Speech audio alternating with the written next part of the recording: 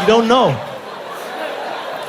But all women of every race can be beautiful. There's just differences amongst them. That's why I feel sorry for people that don't go out there and explore, you know? You know how many people are out there that can't find someone of another race attractive? I feel so sad for them. I've got friends like that. Can't find other races attractive, black and white. My friend Barry always busts himself. He always says the weirdest things. He used to be like, Trevor, I saw Beyonce at the MTV Awards last night, eh? Did you see it? Yeah, I saw it. Bro, she's hot, eh? Like, yeah, she's hot. Like, yeah, bro, like if there was one that I'd do it with, eh? One what? Singer, bro, one singer. Yeah, one singer, bro. Oh. Why would you not want to explore? Well, so many options out there. So many different things you get, you know? I just don't understand white, the most beautiful. I mean, I can see where you'd be coming from, maybe, you know, because white girls, stunning legs. I've always said this. White women have the most beautiful legs in the world. Perfect legs. You know, it's got the right shape and got like the muscles and the thing. You see it, and then their calf just stands where it should, and it's just, you know, oh, it looks like a transformer. It's just, you know, oh, just, and they got their legs. Have you seen them when they walk in their heels?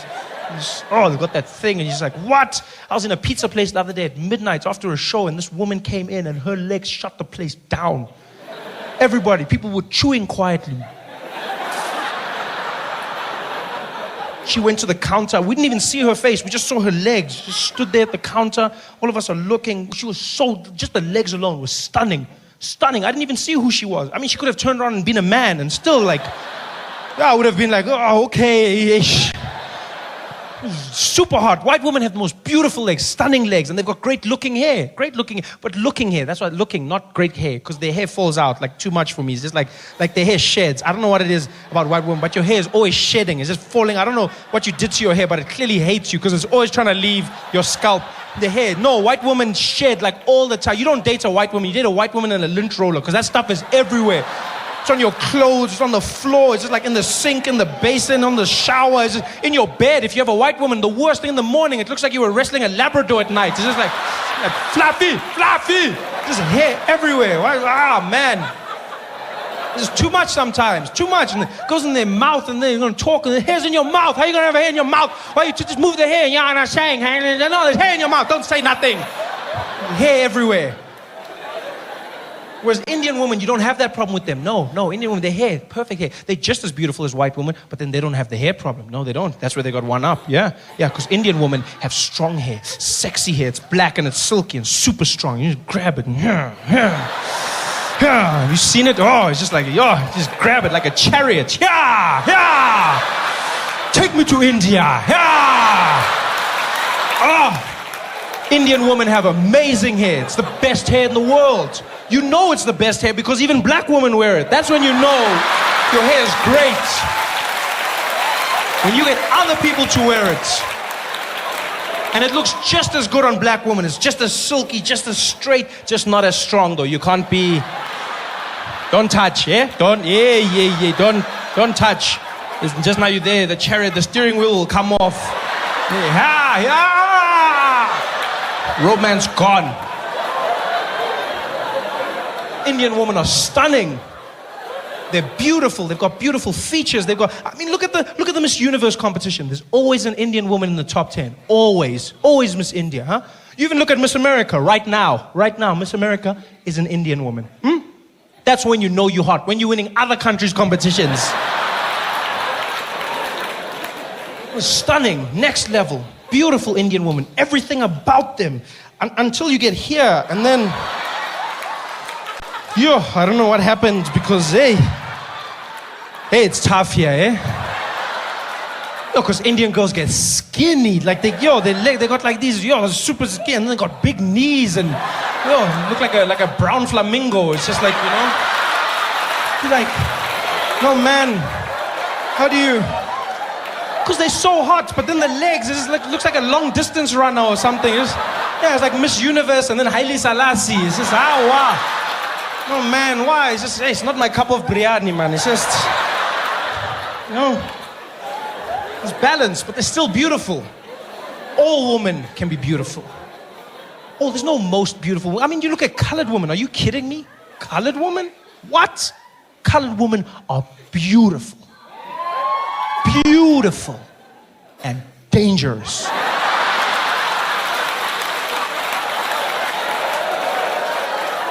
Colored women are like blood diamonds. You want them, but you might not get out alive, eh? Because they've got something about, they've got the right mix, the right features. They just got that thing. Oh! And you know what I love about colored women? It's the fact that they're faithful. They are so faithful to their men. When they say till death do us part, they mean it. But it's your death. Because you don't leave a colored woman. You be like, I'm leaving you. You leaving this earth? Ooh, Yana. So there's a balance. It's still beautiful. All women can be beautiful. Black woman. I'm willing to bet South Africa has by far the most beautiful black woman in the world. In the world. Stunners, great bodies, great vibe. They know how to dance. They've got culture about them. They're beautiful. Yeah, they might not love their hair, but you know, they make up for it in other places. Other places. Gerard, have you ever, Never dabbled in the quota system, Never. Because you see, Gerard, there's something that a black woman will give you that no other woman can. No other woman. And that's ass. But I mean ass, Gerard. Not just, I mean ass. Yo, black women have ass. Beautiful ass. Life-changing ass. No other race has that. None. Indian women don't have ass. No. Colored women will have a bit here and there. You know, white women have got flat asses. Just like, there's nothing there. It just goes flat. Some of them, it's even worse. It goes in. Have you seen that? What the hell is that? It's like anti-ass. It goes the other way. Looks like the Apple logo. What the hell happened there? And then they insist on wearing those costumes and they'll be at the beach walking around. Hey boys, hi boys, ha. And then the costume, they turn around, but then it's just hanging because there's nothing to hold on to. You see the costume is panicking like, there's no support structure. The costume just hangs. And then they come out the water and then the beach sand gets caught on the costume. Have you seen that? Yeah, and then it looks like they've shat themselves. Hi boys, hi. You're like, lo muntu skakele, man. One ass, man. You know, the legs, but have something. White women just don't have ass. Well, not all white women. I must qualify this. Not all white women because Afrikaans girls, hello. Those Lizzles and Marikis. Yo, I've seen some ass on Afrikaans girls. Like proper, like almost black ass, basically. It's so ironic. I think God did it on purpose, just to punish their dads for apartheid. Just like, bah! This will bring you together. Stunners. But there's nothing like black ass, real black ass. And I know a lot of guys are scared, Gerard. I know a lot of guys. A lot of guys are like, oh, but you know what, Trev, I want a black woman, but brew that ass sometimes. Like, it's just very like, how do you handle it, How do you handle it? And that's the thing, you don't handle it. It handles you. Yeah, just get in there, let it do its thing, like autopilot. So just, And some guys go, yo, but you know what my problem is? It's just too big for me, It's just, no. There's a difference between big and black. You gotta understand that. Black is about shape. Yeah, there's a big difference. People don't get it. Because like white girls, a lot of them will have those sad asses. Just like, oh. Whereas black girls, they fill the underwear out. See it, stretch the fabric, make it smile. It's all about the shape. I don't like big, I won't lie. I like medium to small, that's me. Medium to small and firm, but not too firm. Sometimes it gets too firm, it's scary, Yeah, it'll hurt you. You spank it, it'll spank you right back. Just getting like, pow, whoo. Whoo. That's me though, oh.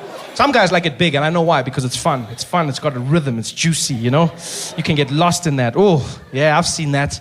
You just give it a spank, you see that little wave that goes to the other side. Ooh. If you're fast enough, you can catch the wave on the other side. Pa! Oh! She'll be there like, 15, love.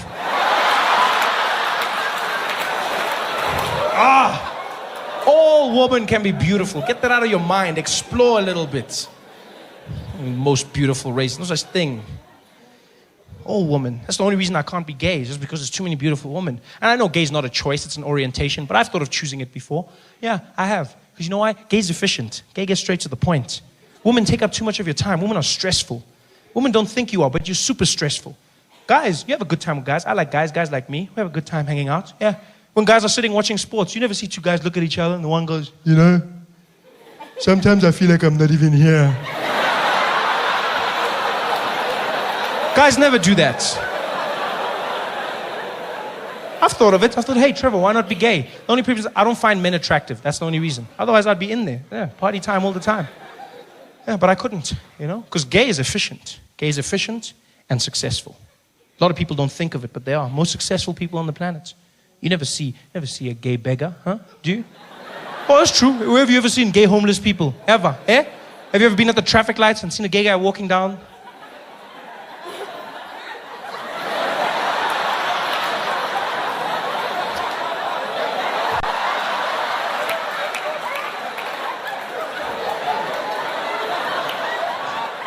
You never seen that. Gay is successful because it's focused and efficient. All the greatest leaders of our time, all the greatest dictators, all those who conquered were gay. Yeah, all of them.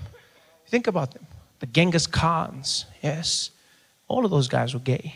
Yeah. Attila the Hun, the stories of them being gay. They basically had slaves that they had sex with male slaves. Alexander the Great conquered half of Europe and Asia. He too was gay. All of these stories, all of them. Julius Caesar, the Roman Empire, they were gay. And it was normal then. I mean, they didn't even wear pants. You knew these things. Yeah. Anytime is tea time there. Yeah. And you know it's gay. It's just history. You know, it loses it over time. It gets lost in translation. But you know Julius Caesar was gay. Because you read the story. What happened that one fateful night? He was surrounded by a group of men. When all of a sudden, he was stabbed from behind. That's gay. And you know it's gay, because if I was getting stabbed, the last thing I'd do is turn around and say, you too, Brutus. It's gay. Gay and powerful, gay and successful, all of them, yeah. Shaka Zulu was gay, yeah. Oh, Trevor, Baba, too soon, Baba, hey, too soon. What's wrong with Shaka being gay? He was a powerful, successful man. There's nothing wrong with being gay. And Shaka was probably gay. You look at all the things that led to it, all the things that showed. Huh? The dress code or the undress code of his soldiers. All of his soldiers, Shaka demanded, had a six-pack, leopard skin, ass out. Shaka did everything with these men. In fact, Shaka would go on long trips with his soldiers. No woman allowed. And on these retreats, he would preach to them. He would tell his soldiers, do not seek the love of a woman, for it'll make you weak. If you want to be strong, seek the love of your fellow man.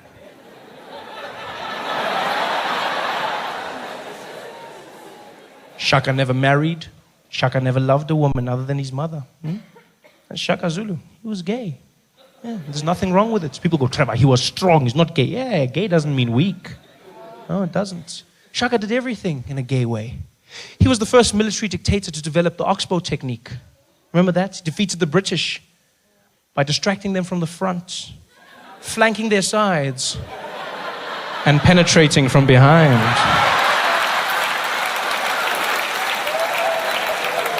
You're like, Trevor, he's not gay. Oh, if he wasn't gay, how could you not be gay when you march into battle and your theme song is bum, bum, bum, bum, bum, bum, bum, bum, bum, bum, bum, bum, bum, bum, bum, bum, bum, bum.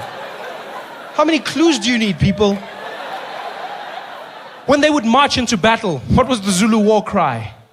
Niaba Sabana! Hai, Asibasabi, Siabafuna. Which sounds scary. Yeah. Even colored people will be like, okay, brother, okay. Okay, now we can talk about it, brother, we can talk about it. Yeah, we can talk about it. Yeah. Sounds scary until you translate it. And then you realize what these men were shouting at the beginning of every battle as they looked into the enemy's eyes was, are you afraid of these men? No, we are not afraid. We want them. Bum, bum, bum, bum, bum, bum, bum, bum, bum. You guys have been fantastic, Johannesburg. Thanks for coming out. I had a great time. Good night. I was just about to go to bed. I had my tea, I had my blanket, and I was scrolling one last time before I closed my eyes. And then I saw the title, Trevor Noah on All Women of Every Race Can Be Beautiful. And I stopped. I stopped because that's a big statement. That's not a joke. That's not a bit.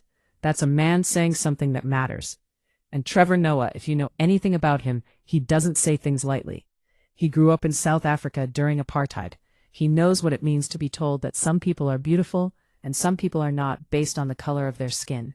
He knows what that does to a person. So I clicked.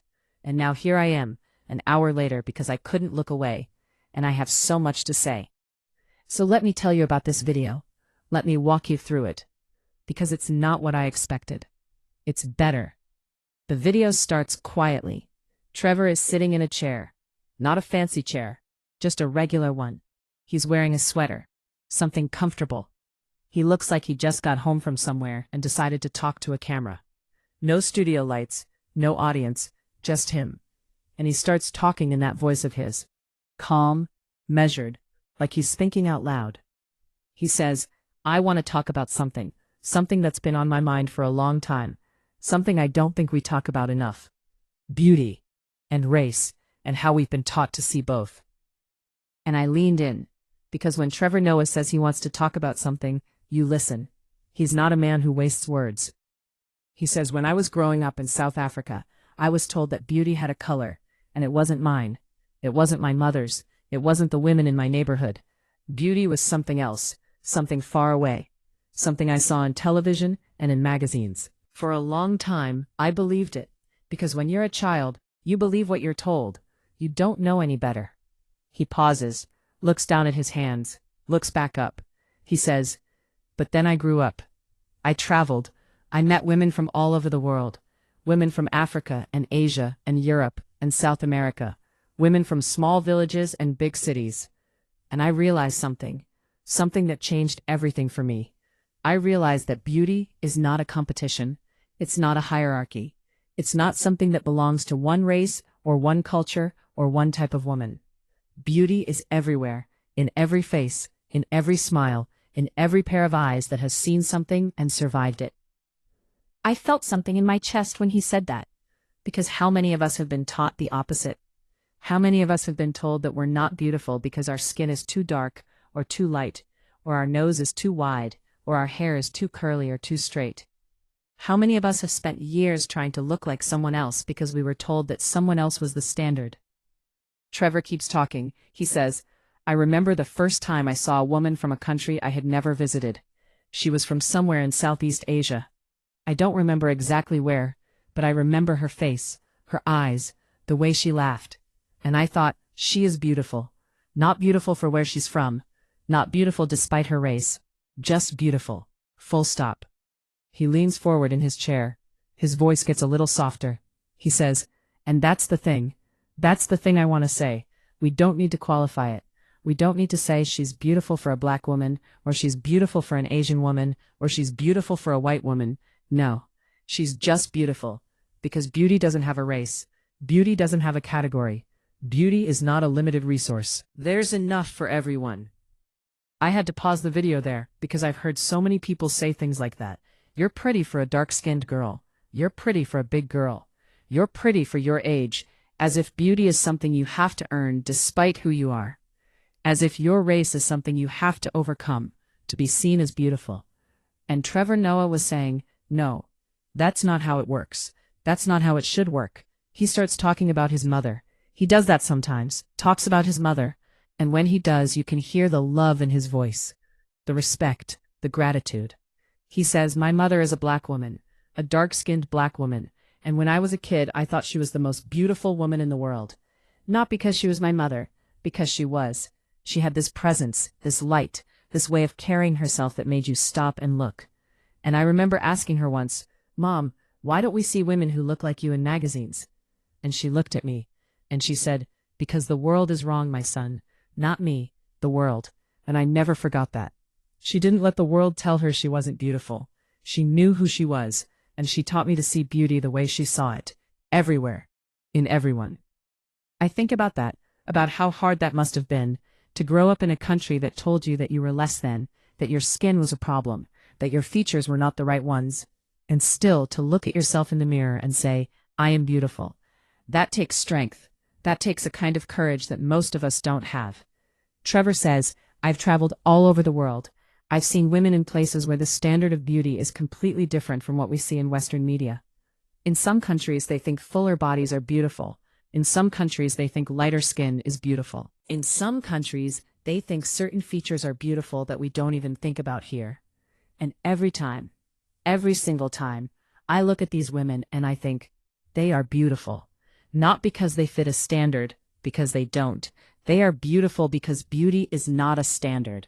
Beauty is a feeling. It's something you see in someone's eyes. It's something you hear in someone's laugh. It's something you feel when you're around them. He sits back, rubs his hands together. He's thinking. You can see him thinking. He says, the problem is that we've been taught to compare.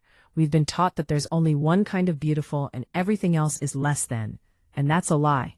That's a lie that was invented to sell things, to make you feel bad about yourself so you'll buy products, to make you feel like you're not enough so you'll spend money trying to become enough. But it's not real. It was never real.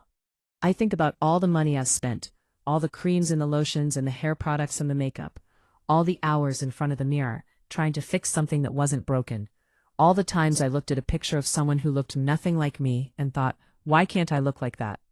And Trevor Noah is sitting there in a sweater in a chair telling me that it was all a lie, that I was chasing something that was never real, and I believe him. I don't know why, but I believe him.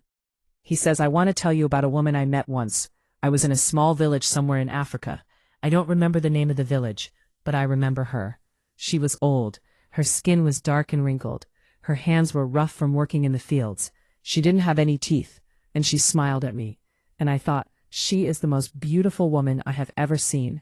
Not because of how she looked, because of who she was, because of the way she laughed, because of the way she made everyone around her feel seen. He pauses, lets that sink in. He says, that's what beauty really is. It's not about symmetry or youth or skin color. It's about presence. It's about energy. It's about the way you make people feel when they're around you. And that can't be categorized by race. That can't be put in a box. That's not something that one group of women has and another group doesn't. That's something that every woman has. Every single one, if she lets herself. I had to pause again, because I've met women like that. Women who weren't models. Women who weren't young or thin or perfectly put together. But when you were around them, you felt something. You felt safe. You felt seen. You felt like you mattered. And that's beauty. That's real beauty. Not the kind you see on a screen. The kind you feel in your chest. Trevor starts talking about media, about how the images we see every day shape what we think is beautiful. He says, when I was growing up, all the beautiful women I saw on TV looked a certain way. They had a certain skin color, a certain body type, a certain kind of hair. And I thought that was reality. I thought that was the standard. But it wasn't reality. It was a selection. Someone chose those women. Someone decided that those were the women we should see. And that decision affected everything. It affected how I saw women. It affected how women saw themselves. It affected how little girls grew up thinking about their own faces. He shakes his head, like he's sad about it, like he's angry about it. He says, and it's getting better. Slowly, we see more diversity now, more skin colors, more body types, more kinds of faces. But we're not there yet, not even close. Because the problem isn't just who we see. The problem is how we see them. We still compare, we still rank, we still say, she's beautiful for a black woman, or she's beautiful for an Asian woman, as if the for is necessary, as if her beauty is conditional on her race. And it's not. It's not. He leans forward again, his voice gets stronger. He says, I want to live in a world where we can say, she is beautiful. Period. No qualifiers, no categories, no comparisons, just, she is beautiful. Because she is, because every woman is, because beauty is not something that one race has and another race doesn't. Beauty is something that every human being has, every single one. And the sooner we realize that, the sooner we stop hurting each other, the sooner we stop hurting ourselves. I think about all the women I know, my mother, my sister, my friends, my co-workers, women I've passed on the street and never spoken to. Every single one of them is beautiful, not in the same way, not according to the same standard, but beautiful, in their own way, in a way that belongs to them and no one else. And I've never said that out loud. I've never told them. I've never even really thought about it. But Trevor Noah is making me think about it now. He starts talking about his time hosting The Daily Show, about all the women he met, all the guests, all the interviews. He says, I sat across from so many women, women from every race, every background, every age, and every single time I noticed something about their eyes, something about the way they held themselves, something about the way they spoke, and I thought, she is beautiful, not because of her hair or her makeup or her clothes, because of her, because of who she is, because of what she's been through, because of the light that's still there even after everything. He smiles, not a performance smile. He says, there was this one guest, a woman who had survived something terrible. I won't say what. That's her story to tell. But she sat in that chair, and she talked about what happened to her. And she didn't cry. She didn't break down. She just talked, calmly, clearly. And when she was done, I looked at her and I thought, you are the most beautiful woman I have ever seen, not because of how she looked, because of who she was, because of her strength, because of her courage, because of her refusal to be defined by what happened to her. He looks down, rubs his hands again. He says, that's the kind of beauty that matters. That's the kind of beauty that lasts. That's the kind of beauty that has nothing to do with race, and everything to do with the human spirit, and every woman has it, every single one. It might be buried, it might be hidden, it might be covered up by years of being told you're not enough, but it's there. It's always there, and it's beautiful. I'm getting emotional now. I won't lie, because I've spent so much of my life feeling like I wasn't beautiful, like I didn't measure up, like my face was wrong, and my body was wrong, and my hair was wrong. And here's this man who grew up under apartheid, who was told that he was wrong just for existing, telling me that beauty is not a competition, that I don't have to earn it, that I already have it, that every woman does. He says, I'm not saying this to make you feel good. I'm saying it because it's true. And I think we need to hear it. I think we need to be reminded, because the world is loud. The world is always telling you that you're not enough, that you need to be thinner or lighter or taller or different. And it's exhausting. It's exhausting trying to be something you're not. Stop trying. Stop comparing. Stop believing the lie. You are beautiful. You have always been beautiful. And no magazine, no commercial, no social media post can take that away from you, unless you let it. He sits back, takes a breath. He looks tired, but in a good way, like he just ran a race and finished. He says, I want to end with this. When I look at the women in my life, my mother, my grandmother, my friends, the women I've worked with, the women I've loved, I see beauty in all of them. Not the same beauty, different beauty, but beauty, real beauty, the kind that makes you stop and notice, the kind that makes you grateful to be alive. And I want that for you. I want you to see beauty when you look in the mirror. I want you to see beauty when you look at the women around you. I want you to know that you are enough, that you have always been enough, that you will always be enough. He looks at the camera, straight into it, like he's looking at me, at you, at all of us. He says, all women of every race can be beautiful. Not can be, are. All women of every race are beautiful. Not because I say so, because it's true. And the sooner we all believe it, the better the world will be for all of us. And then the video ends, and I'm just sitting here, in my living room, in my blanket, with my cold tea, and I'm crying a little. Not sad crying, something else, something I don't have a word for. Relief maybe, or recognition, or gratitude. Because Trevor Noah just said something I needed to hear, something I've been waiting my whole life to hear, that I don't have to qualify my beauty, that I don't have to compare it to anyone else's, not despite my race, not because of my race, just beautiful, full stop. And I think about all the women who will watch this video, all the women who need to hear it, the little girls who are already learning that their skin is too dark or too light, the teenagers who are editing their photos because they don't think their real faces are good enough, the grown women who have spent decades trying to look like someone else. I hope they find this video. I hope they watch it. I hope they believe it. Because Trevor Noah is right. Beauty is not a competition. It's not a hierarchy. It's not something that belongs to one race or one culture or one type of woman. Beauty is everywhere, in every face, in every smile, in every pair of eyes that has seen something and survived it. And that includes yours, that includes mine. So thank you, Trevor, for saying it, for meaning it, for making me sit here at midnight with tears on my face and a little more peace in my heart. That's the video. That's the commentary. That's what I've been thinking about for the past 30 minutes. And now I think I'll go look in the mirror. And maybe for the first time in a long time, I'll see what he sees, not what the world taught me to see, what's really there. I was just about to put my phone down. I really was. My eyes were burning, my neck was stiff, and I had already told myself that this was the last scroll before sleep. But then I saw the title again. Different video, same man, same topic. Trevor Noah on all women of every race can be beautiful. And I thought, well, maybe this one is different. Maybe this one is shorter. Maybe I can watch just a few minutes and then go to bed. But I should know by now that Trevor Noah doesn't do anything in just a few minutes. He makes you think, he makes you feel, he makes you sit with things you've been avoiding. So here I am again, eyes still burning, neck still stiff, but heart a little fuller. And I have to talk about it. This video is different from the last one. This time he's not in a chair, he's not in a studio, he's walking. Just walking down a street somewhere. You can hear cars in the distance. You can hear people talking. It's a city, I think. Not New York. Somewhere else. Somewhere with old buildings and narrow sidewalks. He's holding his phone, filming himself, and he's just talking, like he's thinking out loud, like he forgot anyone might ever see this.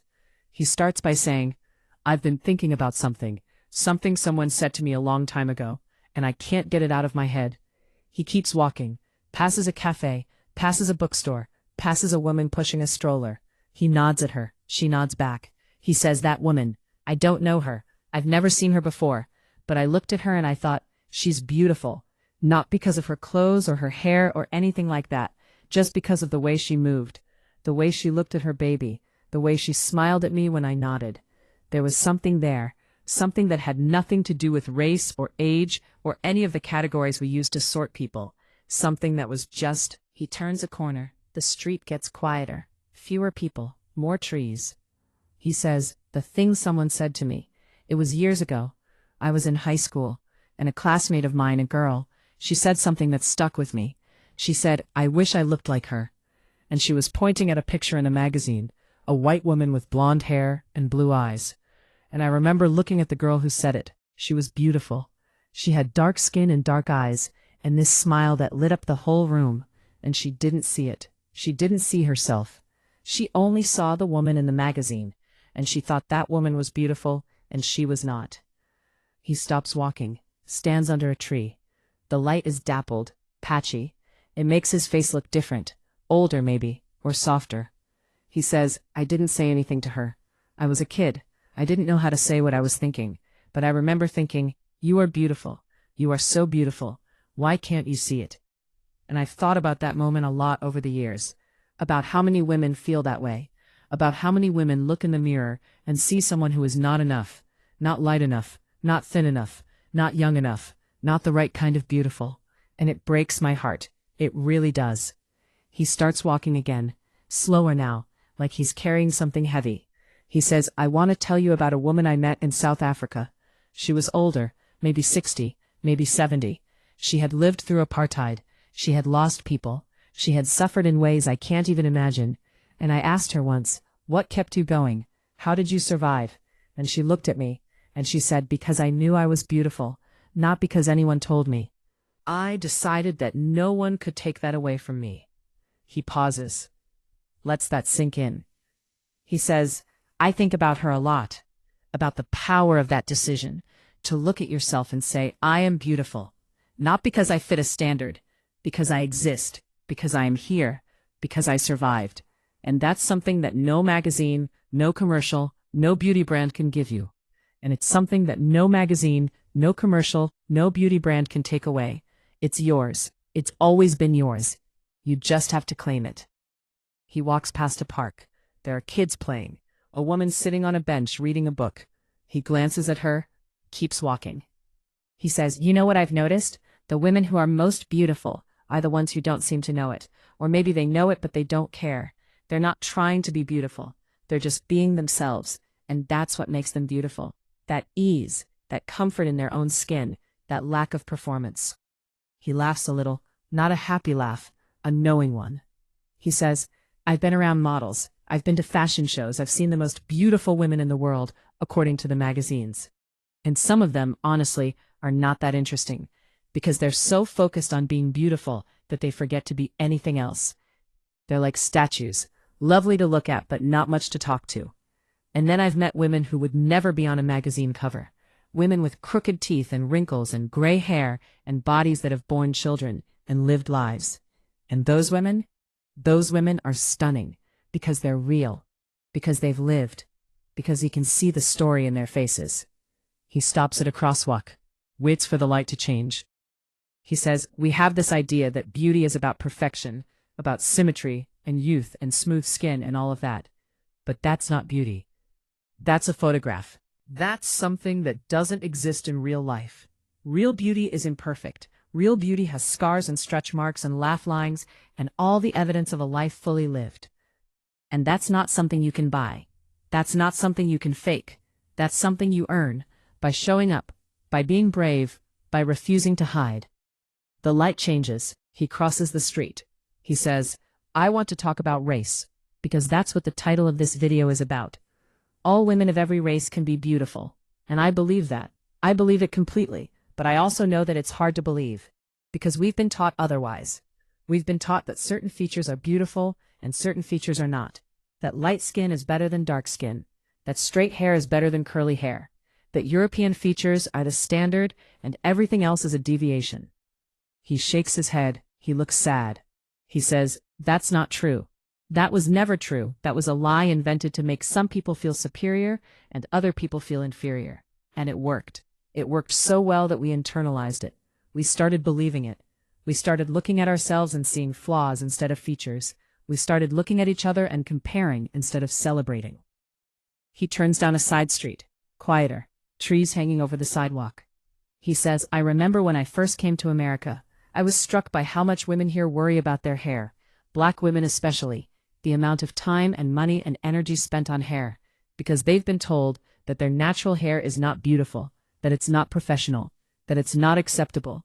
And that broke my heart, because when I look at a black woman with her natural hair, I see something beautiful, something powerful, something that connects her to generations of women who came before her.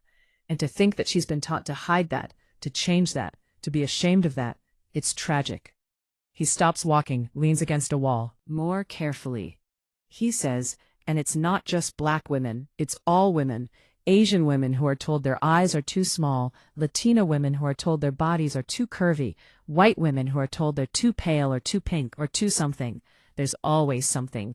There's always a reason you're not enough. That's by design. That's how the system works. Keep you feeling inadequate, so you keep buying products. Keep you feeling insecure, so you keep striving for something you'll never reach. He pushes off the wall, starts walking again. He says, but here's what I've learned. Here's what I want to tell you. The system is a lie. It was always a lie, and you don't have to believe it anymore. You can stop. You can look in the mirror and say, I am beautiful, not because I fit a standard, because I am me, and that is enough. He passes a window, a store window. He stops and looks at his reflection, not in a vain way, in a thoughtful way, like he's checking in with himself. He says, I'm not a woman. I'll never know what it's like to be a woman in this world, to be judged by your appearance every single day, to be told that your worth is tied to how you look. I can only imagine how exhausting that is, how painful, how unfair, but I've watched the women in my life navigate it, my mother, my grandmother, my friends, my colleagues, and I've seen the toll it takes, the way they hold themselves, the way they apologize for taking up space, the way they diminish themselves so they don't seem too much or not enough. He turns away from the window, keeps walking. He says, I want to say something to the women watching this, to all the women who had ever felt like they weren't beautiful enough. You are. You are beautiful enough. You have always been beautiful enough.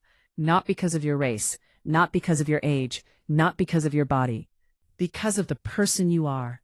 Because of the way you love. Because of the way you fight. Because of the way you keep going even when it's hard. He turns another corner. This street is residential. Houses with porches, flowers in window boxes. He says, I remember a woman I met in a hospital. She was sick, really sick. She didn't have any hair. She was pale. She was thin. She looked nothing like the women in magazines. But when she smiled at me, I felt something. Something I can't describe. Something that made me think, this is beauty. This is what beauty looks like. Not perfection, not youth, not any of that. This, right here, a woman who is fighting for her life and still has the energy to smile at a stranger.